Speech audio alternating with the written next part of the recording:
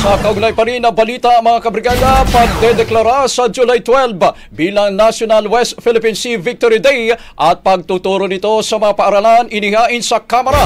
Mula sa Batasang Pambansa, Brigada Haji Caaminyo, i-brigada mo! Brigada! Live report! Isinusulong sa Kamara ang panukalang batas na layong palakasin ang pagtindi ng Pilipinas sa West Philippine Sea. Naghain sina Akbayan Party List Representative Shell Diokno, Mamamayang Liberal Party List Representative Laila de Lima at Dinagat Island Representative Kakabagao sa panukala na magdedeklara ng July 12 bilang National West Philippine Sea Victory Day. Gayon din ang pagtuturo ng kasaysayan ng West Philippine Sea sa mga pampubliko at pribadong paaralan sa primary at secondary schools. Sinabi ni De Lima na ito ay hakbang para ipaalala sa lahat ng Pilipino na ang WPS ay atin. Ang pagtuturo naman ng issue ng WPS sa mga eskwelahan ay magsisilbing panangga sa pagkalat ng maling informasyon at fake news.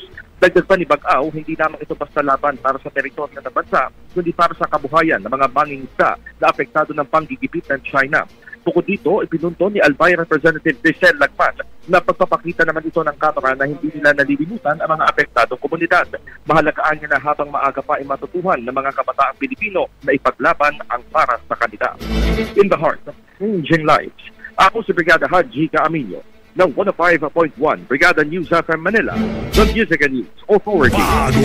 Brigada Balita Nationwide. Ang bahaging ito ay hatid sa atin ng Standout ES4 Capsule. Simulang tuparin ang pangarap ng iyong anak. And stunting now!